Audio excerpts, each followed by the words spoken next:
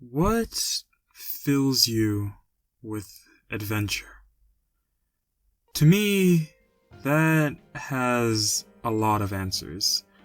Playing through a video game and realizing at the 50th hour of playtime that it is one of the greatest games I have ever played. Looking at the cover for an album that I've been waiting for God knows how long, and imagining the stories that come from pondering it. Or even being fully engrossed in a TV show or a movie, knowing that once I finish it, it'll be a part of my personality for a long time. I say all these things to give you a feeling of what I felt when watching this movie. It was colorful, exciting, and adventure was just waiting to be told. The performances were amazing and personal, but within that colorful and fun exterior laid an important message that ultimately changed me and the way I looked at life. So today, come with me on a journey of spiritual healing. There are going to be some tough things to learn throughout the journey, but you will become wiser afterwards. Okay, fancy speaking is over. Let's talk about the Darjeeling Limited.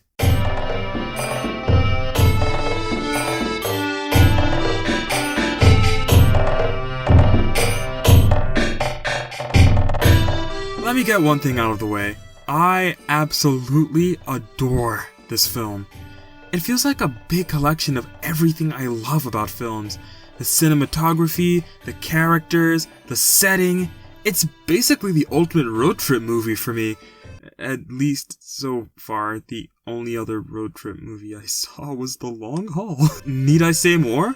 You've seen this format before, so you know what's gonna happen. If not, welcome. Today, I'm gonna analyze the heck out of this film, looking at the characters, the themes, and what it all means together. And the best place to start is with the man who directed the film. A man named...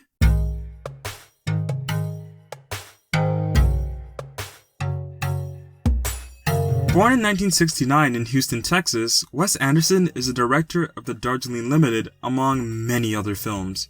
He started making his own movies in 1996 with Bottle Rocket being his directorial debut, with later films leading to him developing a unique directing and visual style, all leaning into heavy organization of objects and people, the use of old pop songs, and a heavy emphasis on color. His style could be described as vibrant, or quirky even, but no matter how many times you watch a film of his, you know you're watching a Wes Anderson film.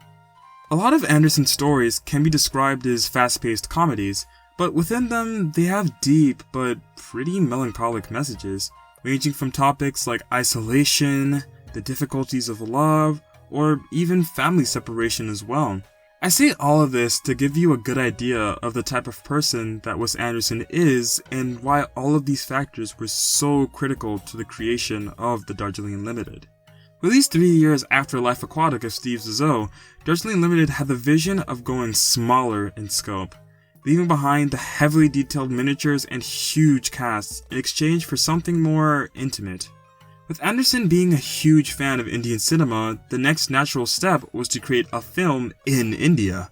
He conceived the script with his fellow friend and Rushmore star Jason Schwartzman. He wanted to make this film way more personal, having it follow three brothers and their relationship all taking place in India. Later on, he would bring in Roman Coppola, who would become a mainstay in Anderson's entourage of talent. He, Schwartzman, and Coppola would spend endless hours writing the story, and pretty soon would go to India to get more inspiration for the story. But not only that, the film's main focus would be a train that shares the same name, completely redesigned to fit the aesthetic of the film. The actors wouldn't even be allowed their own trailers. They would shoot the films on the location and would have to do their own makeup as well, giving the feel of a homemade or student film. Schwartzman even said how he, along with his fellow actors, would have to improvise their movements along with the busy nature of the scene. And it is one of the only Wes Anderson films to get a prologue film under the name Hotel Chevalier with Natalie Portman. all of these factors would culminate in this quirky, funny, and emotional road trip movie, as it finally released in 2007. Can you feel my excitement forming when I keep talking about this film? Do you? Okay, good. Just checking. Because we are gonna jump right in. Let's go!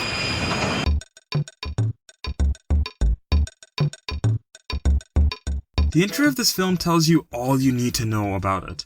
A rushing taxi driving through the dense landscape of India, while a businessman played by Bill Murray is trying so desperately to get on his train. He literally runs to try and catch up to it, but instead is overtaken by one of the actual main characters. As the shot plays in slow motion, the unknown character is seen jumping on the train, with the Kinks' This Time Tomorrow playing in the background, unsure of the crazy journey that will unfold. In the movie, there are three brothers. The first brother we see is Peter Whitman, played by Adie Brody. Then later on, we see the remaining two, Jack Whitman, played by Jay Schwartzman, and last, but definitely not least, the oldest brother, Francis Whitman, played by the main man himself, Owie Wilson. And, let me just check the cast again real quick. Yeah, that's basically it. These three brothers are meeting 1 year after their father's funeral in an attempt to experience spiritual healing together in India. But this is also their chance to finally meet their estranged mother as well. Francis hired a private detective to search for their mother, who is located in the Himalayas. So not only do the three brothers want to get closer to each other, they want to get closer to their mother as well. This journey acts as a way for all of them to hopefully grow closer together and to find closure on many things haunting their lives. All of this happens while they travel on the titular train, constantly running with their father's old luggage. As far as the cast goes, this is definitely one of Anderson's smallest, especially when you compare it to his movie that came before, but I think that works. It doesn't feel like this big collection of characters all doing their own thing. Instead, it's more personal. You experience all the feelings that the characters have, and by the end of it, these three actually might remind you of family members who would do something like this. At least to me. But that angle is tricky, because these three, at the surface, do not seem very likable. Heck, they don't even like each other that much. And to pair up with that, we have to follow them throughout the entire film.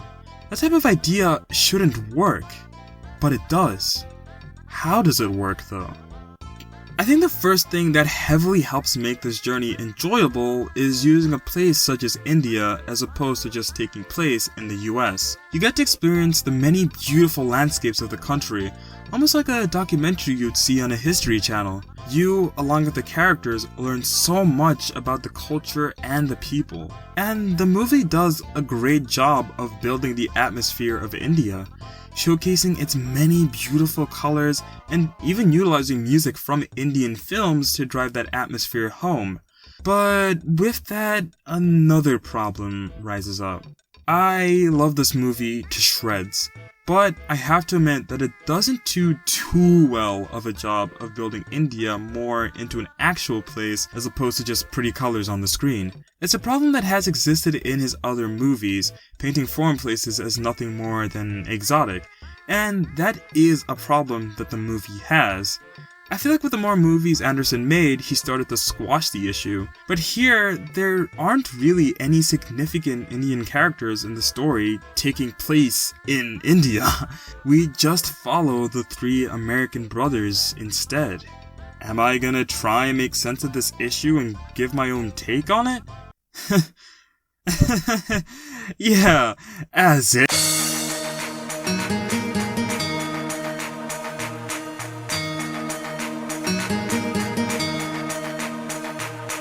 Yes, I definitely agree that there is a problem with how Anderson views India, but I still believe there's some merits with the choices that he made, especially with the music choice. When important moments happen within the movie, it uses Western music like the Kinks. I feel like it shows the clashing of both the Americans and India. The three brothers are in a foreign place not known to them. So what better way to show that than with a mix of Indian music and Western? And there is care with how India is portrayed. These three brothers aren't some white saviors who think they're better than everyone.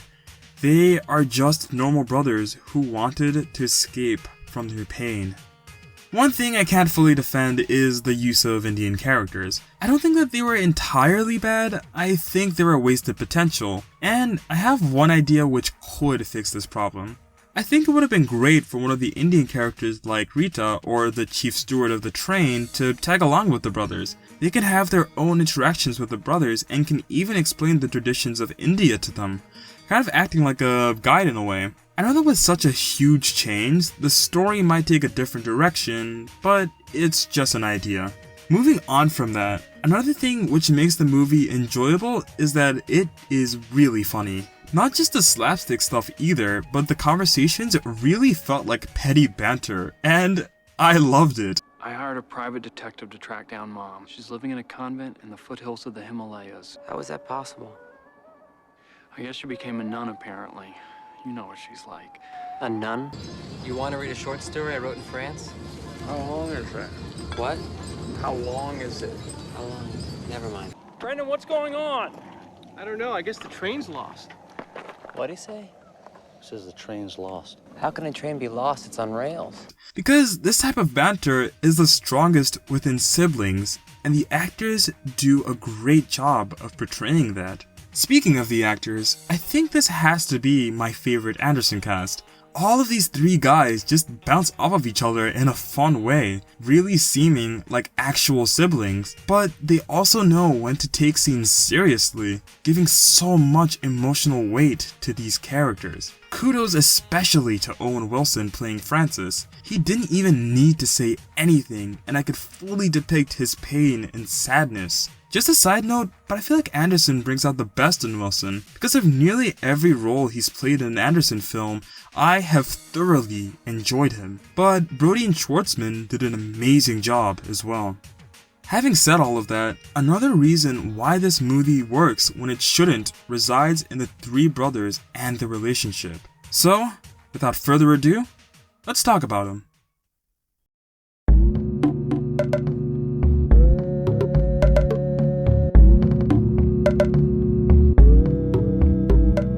I put Jack and Peter in the same category as they both share some similar characteristics while also being unique in their own regard. That similar characteristic is that they just do not care about this trip.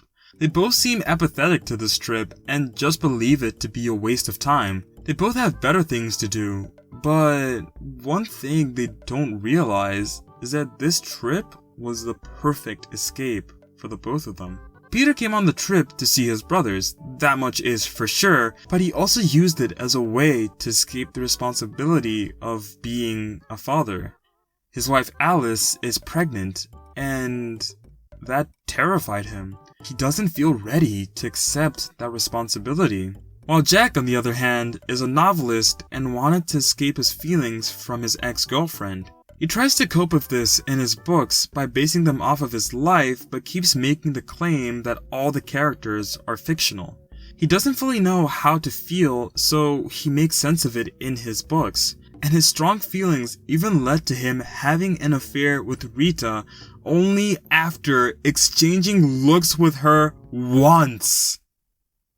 Wow. These two brothers are afraid of what the future holds for them, with Peter thinking that he might not be a good father, or Jack not entirely sure how to feel about his ex. So the feeling of meeting up with their siblings after a year and meeting with their mother is a lot for them. It's too overwhelming, just adding another problem to the pile.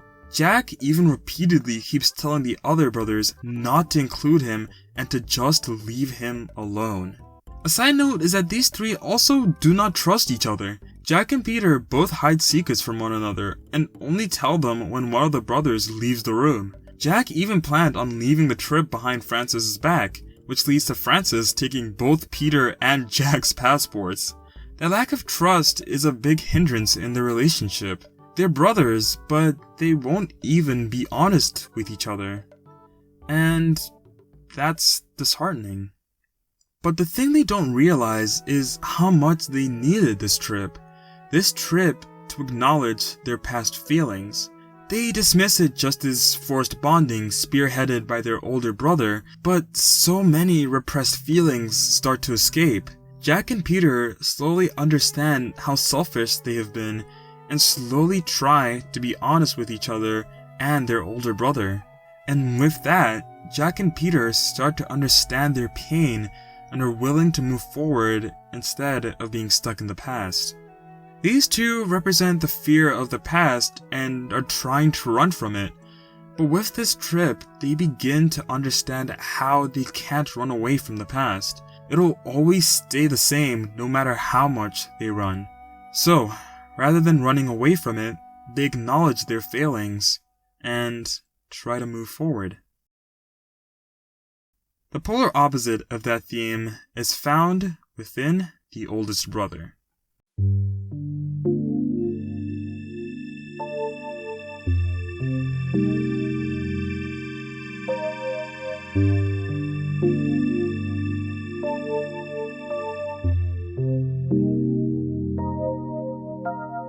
Oh boy, this man is something else. Francis Whitman is the oldest out of the brothers and is the most controlling. He plans out so many things with his itinerary and sets so many rules for the other brothers to follow. Let's make an agreement. A, I want us to become brothers again like we used to be, and for us to find ourselves and bond with each other. Can we agree to that? B, I want us to make this trip a spiritual journey where each of us seek the unknown and we learn about it. C, I want us to be completely open and say yes to everything, even if it's shocking and painful.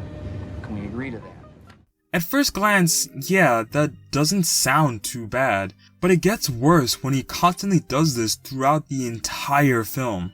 Oh, sorry, coming in as editor's note, I didn't talk about what the activities the brothers did. One of them is really important, actually. Okay, first off, the brothers go to some holy sites, some holy temples, and they pray. But one of the important ones was when they get kicked off the train, and Francis has these peacock feathers. It's basically to give them good luck, and the three of them have to do like specific order of things for it to work. Unfortunately, the other two don't do it properly, so they lose their feathers, but Francis still has his, and it comes in later in the film, like, it comes in really importantly later on in the film. Just wanted to say that.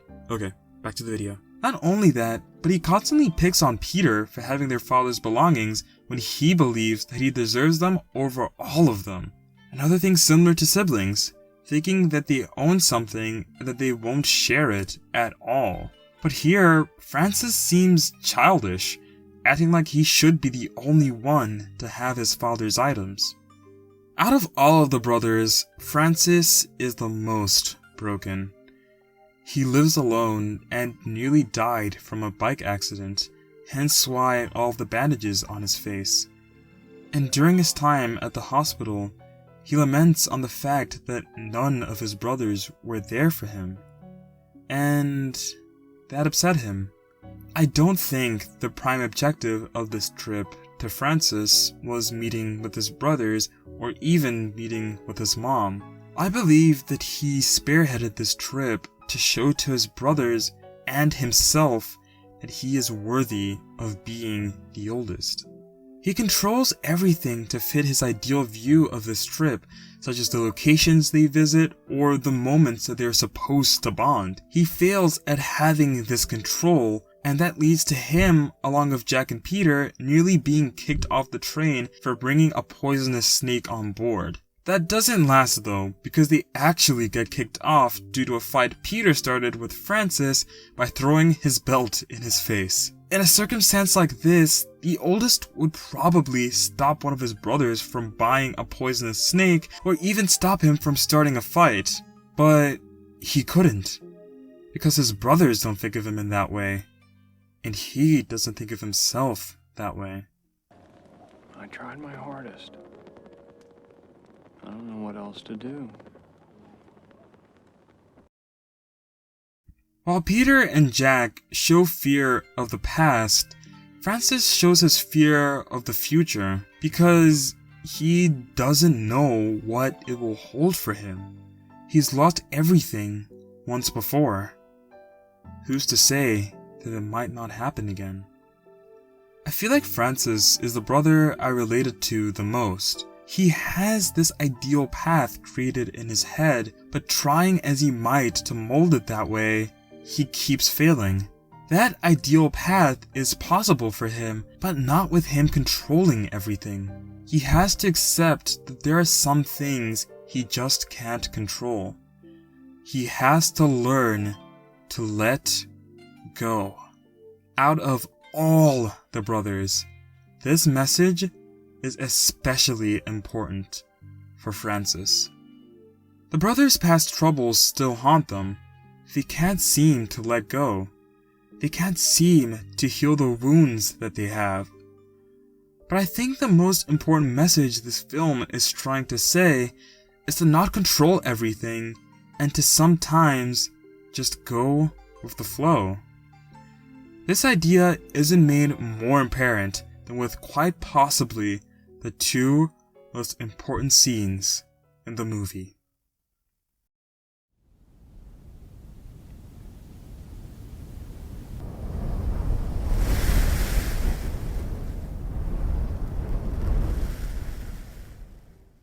After the three brothers are kicked off the train, they start wandering around the place trying to find some mode of transport. While wandering, they see three boys trying to cross a river on an unstable platform. Unfortunately, the platform breaks and the three boys are sent into the river. That's gonna tip over. Go! With this, the three brothers quickly aid them out. Don't let go of me! Oh, hang on, I got you. Can't get him out!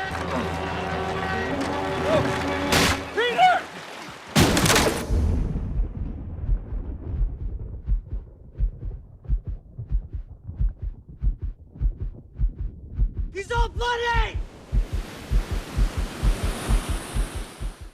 But one of the boys doesn't survive. The three boys take the brothers to their village, where their father learns about the death of the young Indian boy. During this time, the brothers rest up for a bit in the boys' village. I think this whole scene is really important, especially to Peter. He was the one who failed to protect the small boy, and during these moments, it feels like the movie is focusing more on him, and for good reason, because I believe this scene shows his greatest fear. He is soon to become a father, yet he wasn't even able to save a child. I feel like Peter's biggest fear, realized in this scene, is the loss of his child. And just like how Peter felt with his father's death, his child will also feel lost and confused. The feelings of loss are all there with the other brothers as well, but something absolutely beautiful happens. Through this unfortunate circumstance, they all get closer together. There are so many scenes where they're just spending time together in silence. They bond so much over these past days than they have in years. They even attend the funeral of the boy, which directly mirrors the funeral of their father.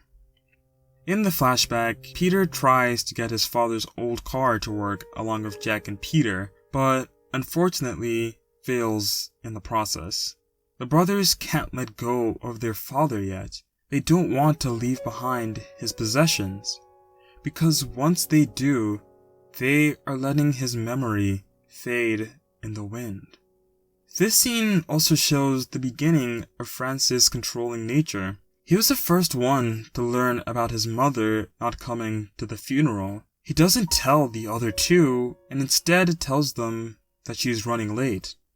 Who called? Alice, What'd she say? they're waiting. Mom there? Not yet. Through the loss of their father, the brothers were at an all-time low. But through the loss of this boy, they grew closer together. And with that, they decide to stop following the route that the itinerary gave them and instead go with the flow of things. Francis gets fed up looking at the itinerary, and in grand fashion, the brothers ditch their plans of flying back to the States by ripping their plane tickets. They have one more thing they need to do. They need to meet their mother.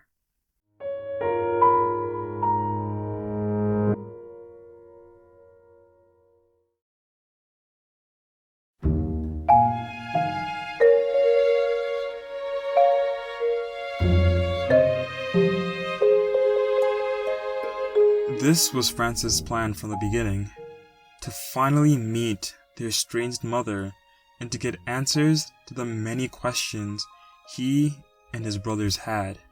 In an earlier scene, Francis explains to the others his plan on meeting their mother. She became a nun located in the Himalayas, and the brothers, while at first are also terrified at meeting their mom for the first time, decided to be the last thing they do on the trip. A fated family reunion finally happens. The three brothers finally meet their mother, and the reunion goes very sour. If Francis depicted that fear of the future and losing control, then Patricia Whitman is the embodiment of those feelings. She has the same habit of planning out things to a T and even being surprised when the three brothers visit her unexpectedly. Her first words to her sons are her wondering why they're here. Heck, even the brothers weren't expecting this. Imagine seeing your mother for God knows how long, and she doesn't even stay to talk with you. Instead, she leads a choir, tells the boys what the morning plan is, then leaves them to sleep. No apologies, no talk, nothing. Being fed up with the silence, the brothers confront their mother to finally get some answers out of her, or at least some explanation. I want to tell you about my son, What son? the one I'm gonna have next month. Well, you should be with Alice. You should have been at Dad's funeral. So that's why you came here. We came here because we miss you. I miss you too. But why didn't you come to Dad's funeral? Because I didn't want to. So why are we talking this way? What's wrong with us? We should be celebrating. What are you doing here? I live here. These people need me. What about us?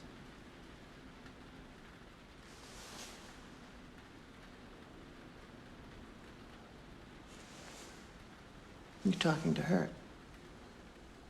You're talking to someone else. You're not talking to me. I don't know the answers to these questions, and I don't see myself this way.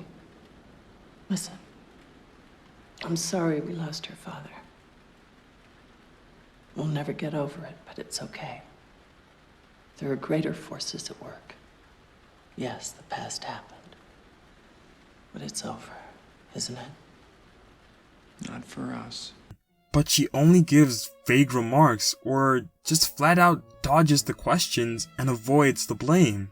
I believe that Patricia isn't prepared to face her past. She rather ran away from it instead of giving the time of day to her three sons who were so lost and confused without their parental figure. She even tries to connect with them in a different way. Instead of the boys asking questions to her, they just sit quietly together. You can read their expressions so clearly. A mother who's happy to see her sons, but is reminded of the past she tried her best to forget. An older brother who looks absolutely defeated. He didn't get the closure he wanted.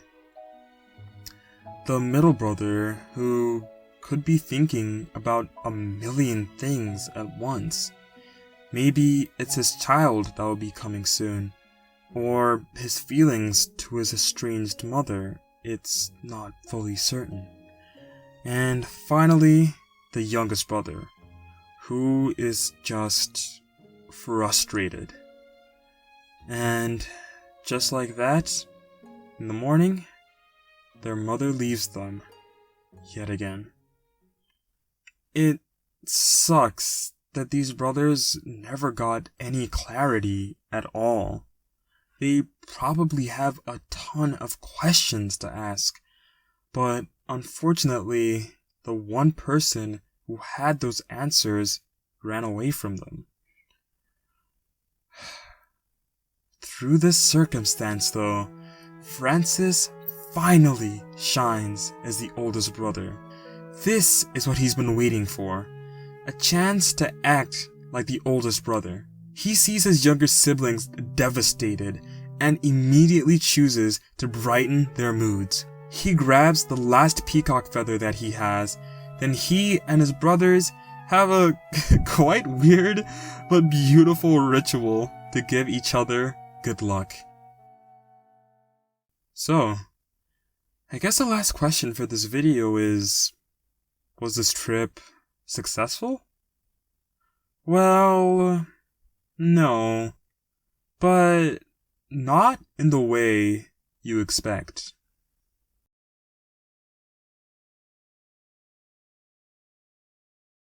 The trip wasn't a success. The schedule wasn't followed, there were fights between the brothers, and the mother that they so desperately wanted to see just left them yet again. They didn't find all the answers that they were looking for. But the brothers did bond. This is the most that they've bonded together. They were all brought together through these weird circumstances, and they came out with a stronger, more refined bond. Owen Wilson says my favorite line in this movie, and quite possibly one of my favorite quotes of all time. He and the other two brothers are in a bathroom cleaning up at the airport, and for the first time, Francis takes off all of his bandages. After he's done, he says this. I guess I've still got some more healing to do. And I think that's important. His scars didn't fully heal like he wanted to, but maybe that could be a good thing. His scars represent the struggles that he, along with his brothers, has gone through, and how he emerged stronger and wiser. There are things he will never get closure on, and it's better to just let those problems go, not to let those troubles bring him down, and accept them. He accepts that his scars haven't healed yet, and that's okay. The brothers feel the same way. Peter, who felt afraid of being a father, welcomes it with open arms.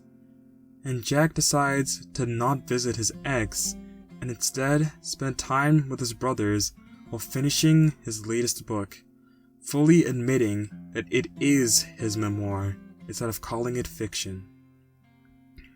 Francis, on the other hand, finally becomes more lenient and gives back his brother's passports. But they decline and just let their oldest brother keep them for safety. They didn't fully heal, but one thing is for certain. They are now closer. No, even more closer than ever before.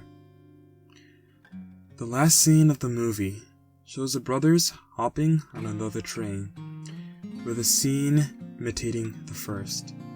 they keep running to the train and finally decide to leave their father's belongings behind. There is excitement and an adventure awaiting for them. Where are they going? Who knows? They're gonna ride the speeding locomotive and see where it takes them.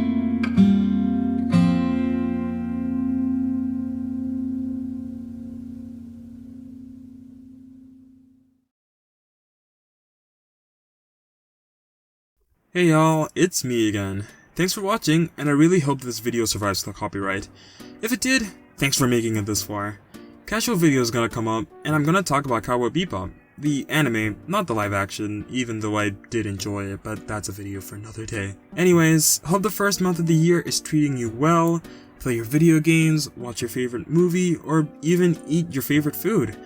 And remember, stay hydrated.